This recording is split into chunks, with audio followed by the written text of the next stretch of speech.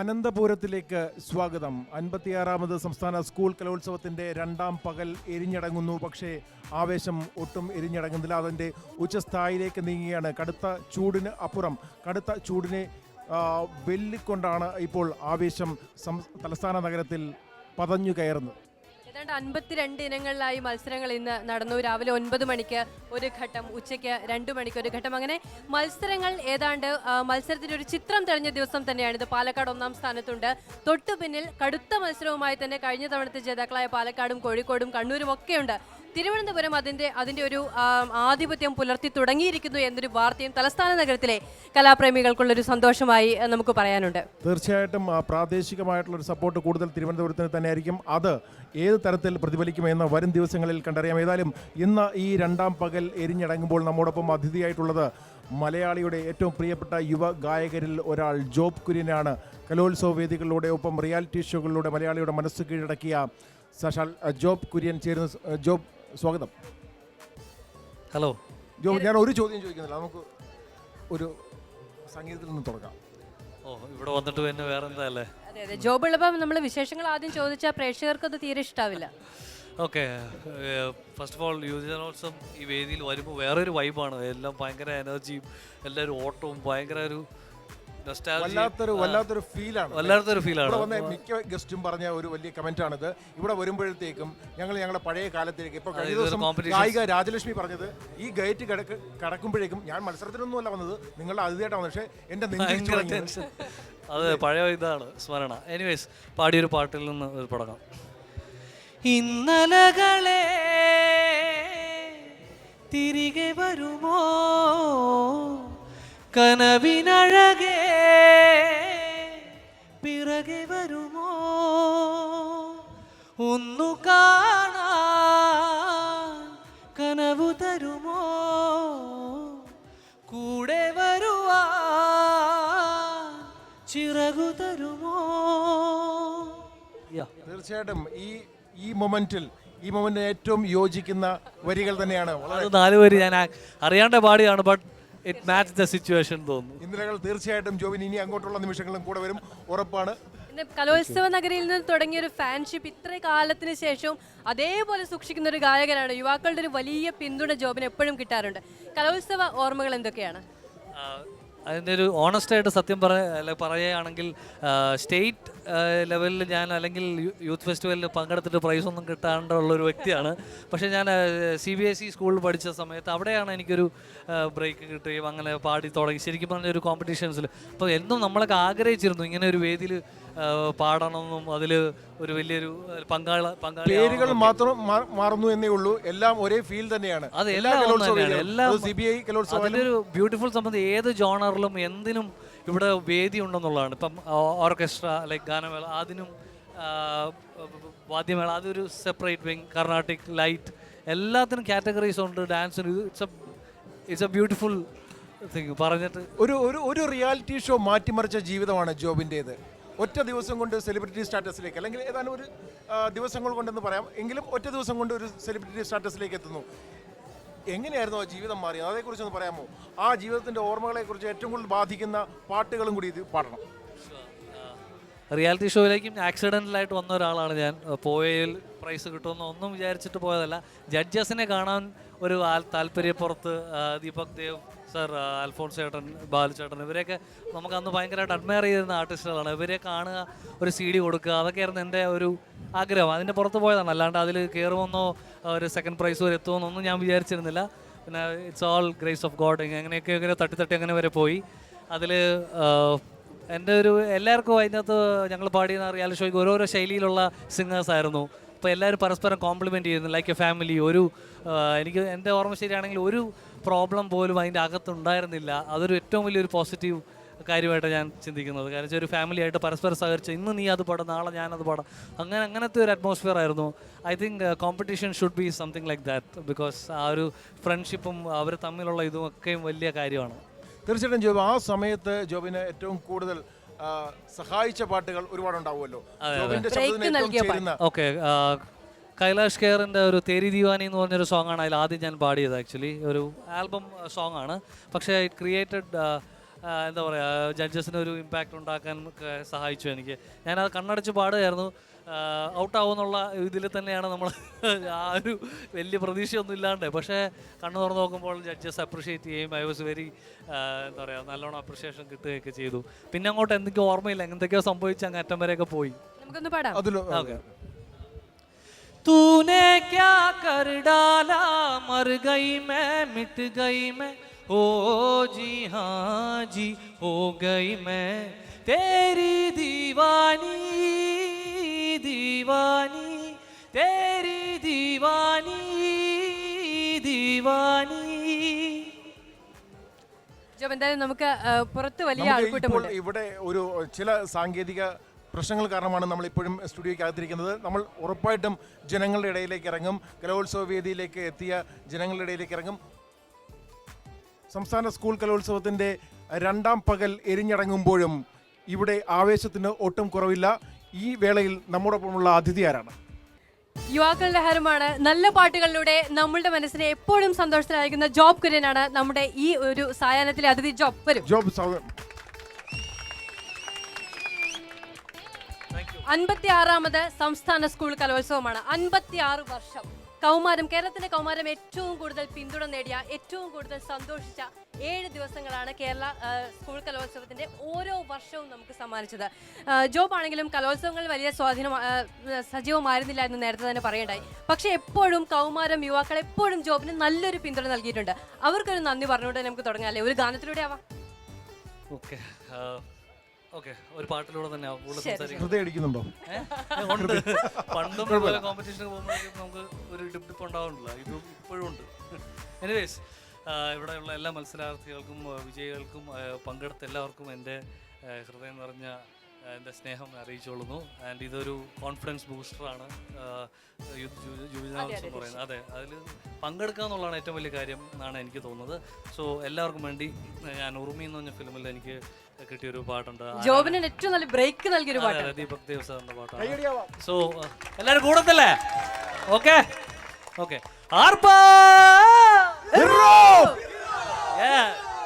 ആരാന്നേ ആരാന്നേ ഒത്തുപിടിക്കുന്നത് ആരാന്നേ, തീയാടാൻ തിറയാടാൻ മാണിക്കക്കാവിൽ ഉറഞ്ഞാടാൻ, ഓനാന്ന് ഓനാന്ന് എത്തുപിടിക്കുന്നത് ഓനാന്ന്, നേരാന്നേ നേരാന്നേ കൂട്ടിന് വന്നതവനാന്നേ, മണ്ണാന്ന് മണ്ണാന്ന് പൊന്നു വിളായാണ മണ്ണാന്ന്, പോയോരും വന്നോരും ചോര പൊടിച്ചൊരു മണ്ണാന്ന്, കെട്ടണ് കെട്ടണ് പതിരെല്ലാം പാട്ടണ് പാട്ട് നിറ പറയണ നിറയട്ടെ തന്തിര തന്താരോ, കതിരെല്ലാം കെട്ടണ് കെട്ടണ് പതിരെല്ലാം പാട്ടണ് പാട്ട് നിറ പറയണ നിറയട്ടെ തന്തിര തന്താരോ.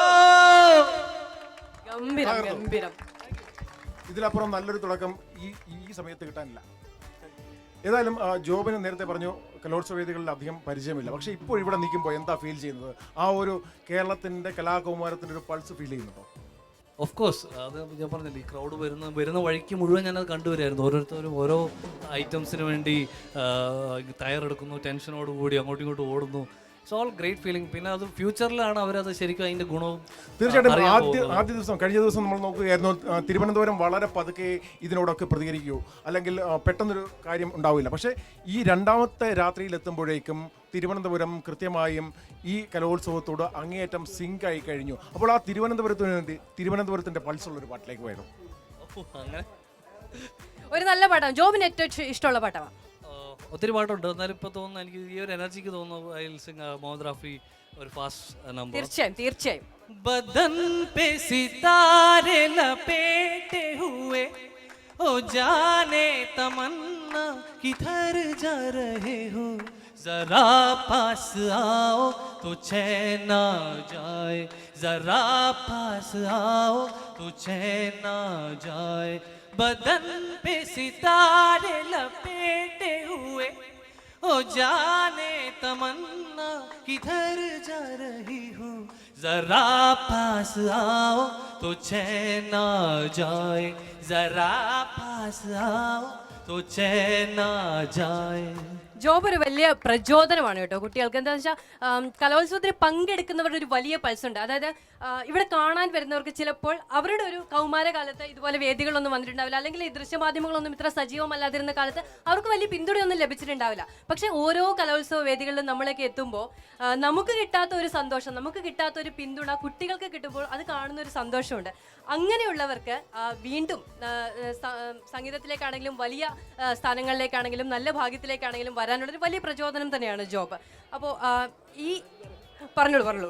അതെനിക്കറിയില്ല, അത് അവർ തീരുമാനിക്കേണ്ട കാര്യമാണ്. എനിവേസ് എനിക്ക് മാക്സിമം പറ്റുന്ന രീതിയിൽ സിൻസിയറായിട്ടാണ് മ്യൂസിക്കിനെ കാണുന്നതും ചെയ്യാൻ നോക്കുന്നതും. അതൊരു പ്രചോദനമായെങ്കിൽ ഞാൻ ദൈവത്തോട് ഏതായാലും നമുക്ക് ഇതിനെ പറയാൻ പറ്റുന്നത് ഒരുപാട് സ്റ്റേജ് ഷോസ് ചെയ്തിട്ടുണ്ട്, ടെലിവിഷൻ ഷോസ് ചെയ്തിട്ടുണ്ട്. അതിൽ സ്റ്റേജ് ഷോസ് ഒരുപാടാണ്, കേരളത്തിലും വിദേശങ്ങളിലുമൊക്കെ. അവിടെയൊക്കെ ഏറ്റവും കൂടുതൽ ജനത്തെ ഇളക്കി മറിക്കുന്ന ഒരു പാട്ട് ഏതായിട്ടാണ് തോന്നുന്നത്, അല്ലെങ്കിൽ പാട്ടുകൾ ഒന്നും? എനിക്ക് തോന്നുന്നു ലാസ്റ്റ് ഇപ്പോൾ എല്ലാവരും പാടാൻ ഇപ്പോൾ കോളേജസിൽ പോയാലും ഒക്കെ പറയുന്ന പിസ്ത പാടാൻ പറയാറുണ്ട്. ഇപ്പോൾ കോളേജിൽ I think this is not the place to sing that song because ഇതൊരു യുവജനോത്സവ വേദിയാണ്. അപ്പോൾ നമ്പർ ജോബ് എന്തായാലും പാടിയേ പറ്റുള്ളൂ. ഇത്രയും പേര് ഇവിടെ നിൽക്കുന്നു, ജോബിന് പാട്ട് കേൾക്കാനാണ് നിൽക്കുന്നത്. അവരോട് തന്നെ ചോദിക്കാം, അവരോട് തന്നെ.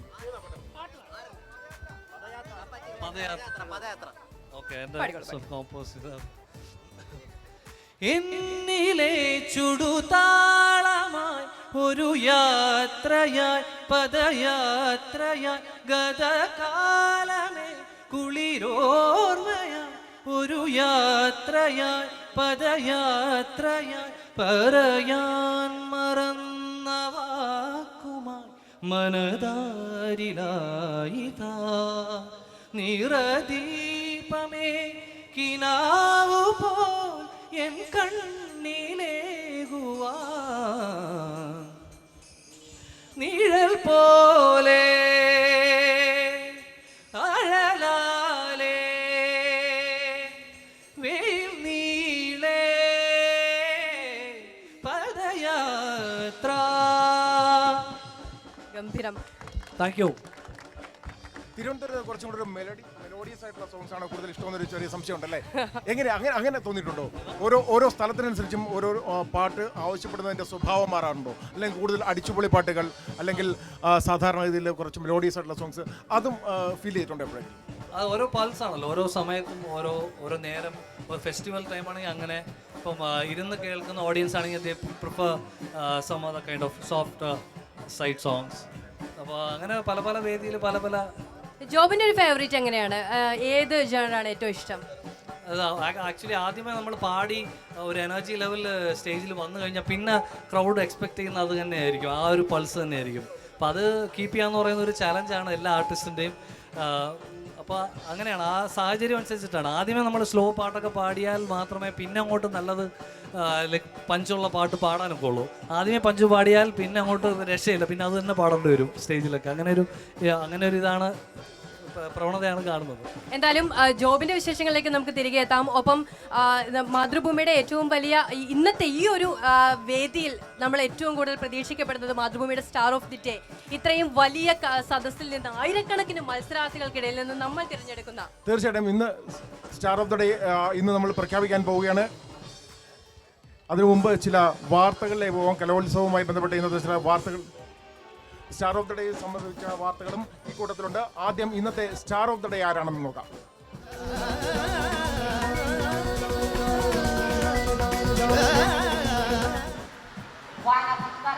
മരണത്തെ മുഖാമുഖം കാണുന്നു എന്ന മുഖത്തോടെയാകും വർത്തമാനകാല സാഹിത്യ ചർച്ചകൾ മുഴുവനും ആരംഭിക്കും. അക്ഷരം അഗ്നിയാണ്, അന്നമാണ്, അറിവാണ് അതറിയുന്നത്.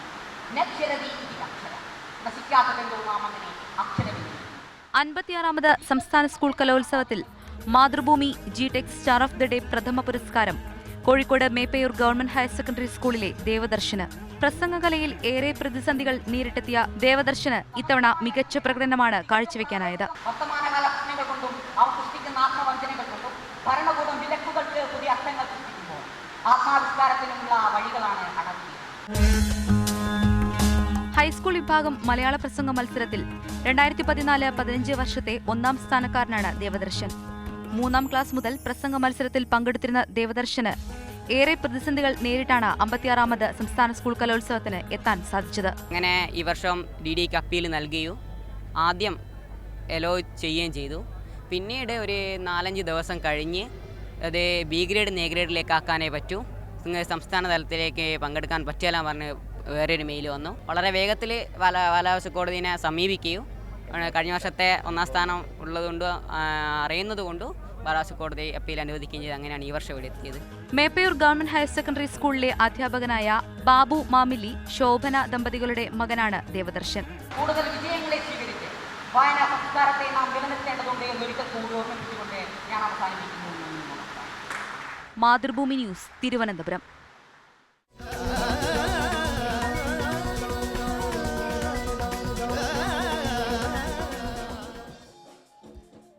നമുക്ക് വെൽക്കം ചെയ്യാം സാക്ഷാൽ ഇന്നത്തെ സ്റ്റാർ ഓഫ് ദ ഡേ ദേവദർശനെ. ദേവദർശൻ, സ്വാഗതം. പ്രസംഗവേദിയിൽ നിന്നാണ് ഈ കുരുന്ന് പ്രതിഭയെ മാതൃഭൂമി കണ്ടെത്തിയത്. ഏറെ പ്രയാസങ്ങളെ അതിജീവിച്ച് പ്രസംഗവേദിയിൽ എനിക്കൊന്ന് ജില്ലാ കലോത്സവത്തിൽ 2ാം സ്ഥാനവും B ഗ്രേഡും ലഭിച്ചിട്ടും തന്റെ കഴിവിൽ സ്വന്തം വിശ്വാസത്തിൽ അപ്പീലിന്റെ ബലത്തിൽ സംസ്ഥാന കലോത്സവ വേദിയിലെത്തി അവിടെ മത്സരിച്ച് ജയിക്കുമെന്ന പ്രതീക്ഷയും ഉറച്ച വിശ്വാസത്തോടെയും കൂടിയാണ് ദേവദത്തിന് ഈ വേദിയിൽ വന്ന് മത്സരിച്ച് A ഗ്രേഡ് നേടിയത്. ദേവദത്തിന് അഭിനന്ദനങ്ങൾ. എങ്ങനെയുണ്ടായിരുന്നു മത്സരം? മത്സരം പ്രശ്നമില്ലായിരുന്നു, പക്ഷേ വളരെ പ്രതീക്ഷിക്കാത്തൊരു വിഷയമാണ് തന്നത്. കാരണം അത്രയും പ്രൈമറി ലെവലിൽ തന്നെ ഒഴിവാക്കിയൊരു വിഷയമായിരുന്നു. കാരണം അത്തരൊരു വിഷയം വരുന്നു തീരെ വിചാരിച്ചില്ല. വായന എന്ന അനുഭവം എന്നായിരുന്നു വിഷയം. അത് 5ാം ക്ലാസ്സിലും 6ാം ക്ലാസ്സിലും ഒക്കെ ഒഴിവാക്കിയ വിഷയമാണ് വായനയും ഭാഷയും. കാരണം അത്രയും താഴ്ന്നൊരു വിഷയം. എന്നാൽ മറ്റ് പല വിഷയങ്ങളിപ്പോൾ കത്തിക്കാളി നിൽക്കുമ്പോൾ വായന എന്നൊരു വിഷയം വരുമെന്ന് തീരെ പ്രതീക്ഷിച്ചില്ലായിരുന്നു. ഇന്ന് ഈ പ്രസംഗം തുടങ്ങിയത് എങ്ങനെയാണ്? ദേവദർശന് ആ പ്രസംഗത്തിന്റെ ആദ്യത്തെ ഒരു ഖണ്ഡിക എന്ന് പറയാമോ? ശബ്ദമാണ് പ്രശ്നമാണ്, എല്ലാം അറിയാം, എങ്കിലും ബഹുമാനപ്പെട്ട ഗുരുക്കന്മാരെ, പ്രിയ സദസ്യരെ, ജീവിതം വളരെ വേഗതയാർന്നു നീങ്ങുന്ന വർത്തമാനകാല സാഹചര്യത്തിൽ സമസ്ത മേഖലകളും മാറ്റങ്ങൾക്കും മൂല്യശോഷണത്തിനും വിധേയമായിക്കൊണ്ടിരിക്കുകയാണ്. അത്തരമൊരു സാഹചര്യത്തിൽ വായന എന്ന അനുഭവം എന്ന വിഷയം പ്രതിപാദിക്കുമ്പോൾ പല ഘടകങ്ങളും ചർച്ച ചെയ്യപ്പെടേണ്ടതുണ്ട്. വായനാ സംസ്കാരം മരണത്തെ മുഖാമുഖം കാണുന്നു എന്ന ആമുഖത്തോടെയാവും വർത്തമാനകാല സാഹിത്യ ചർച്ചകൾ മുഴുവനും ആരംഭിക്കുന്നത്. അക്ഷരം അഗ്നിയാണ്, അന്നമാണ്, അറിവാണ്, അതറിയുന്നവന്. നക്ഷരതി ഇത് അക്ഷര, നശിക്കാത്തതെന്തോ നാം അതിനെ അക്ഷരമെന്ന് വിളിക്കുന്നു. ജീവിതത്തിലെ മറ്റെല്ലാ സമ്പാദ്യങ്ങൾക്കും നാശവും മാറ്റവും സംഭവിക്കുമ്പോൾ അക്ഷരങ്ങളും അതിൽ നിന്ന് നേടുന്ന അറിവുകളും എന്നും അനശ്വരമായി നിലകൊള്ളുന്നു. തീർച്ചയായിട്ടും നശിക്കാത്ത അക്ഷരങ്ങൾക്ക് വേണ്ടിയിട്ട് നിലകൊള്ളുന്ന ദേവദർശന് ഇനി സമ്മാനത്തിന്റെ വേളയാണ്. സമ്മാനം നൽകുന്നത് മറ്റാരുമല്ല, യുവതയുടെ പ്രിയ ഗായകൻ job Kurian. Mathrubhumi GTech star of the day. Mathrubhumi GTech star of the day ഇന്നത്തെ വിജയി ദേവദർശൻ.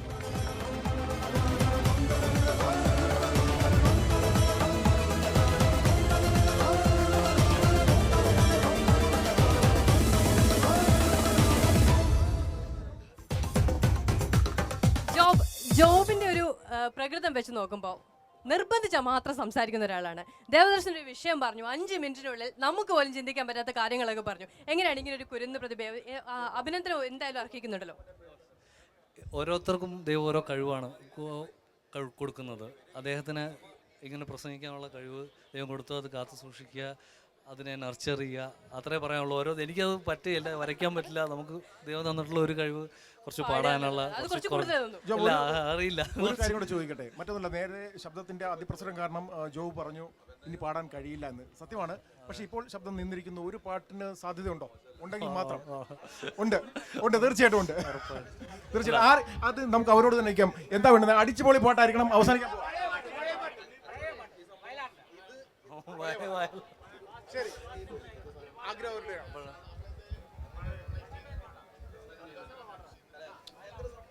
ഏത് പാട്ട് ജോബ് പാടിയാലും നമുക്ക് സന്തോഷമാണ് കേട്ടോ. ഒരു ഫോക്ക് സോങ് പാടാം. ശരി, പക്ഷെ ഒരു ഫിലിമിലുള്ളതാണ്.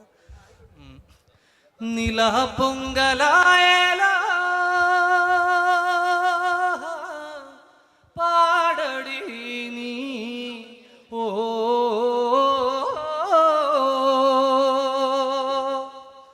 മഴക്കോളു കണ്ടാൽ മതിക്കുമീ നാട്ടിൽ ഇടത്തോട് പോലും കിളിപ്പാട്ടു തേനായി തുടിക്കുമീ നാട്ടിൽ കരിക്കാടി പോലും പാല് തനിത്തങ്കവോ കൊണ്ട് പോരുന്നു ഞാനും ഓ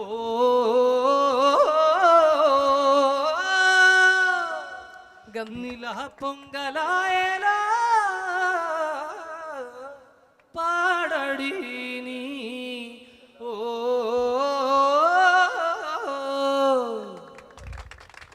പരിമിതികൾ മാത്രമായിരുന്നു ഇന്ന് ഒരു ഗായകനെ സംബന്ധിച്ചോളം.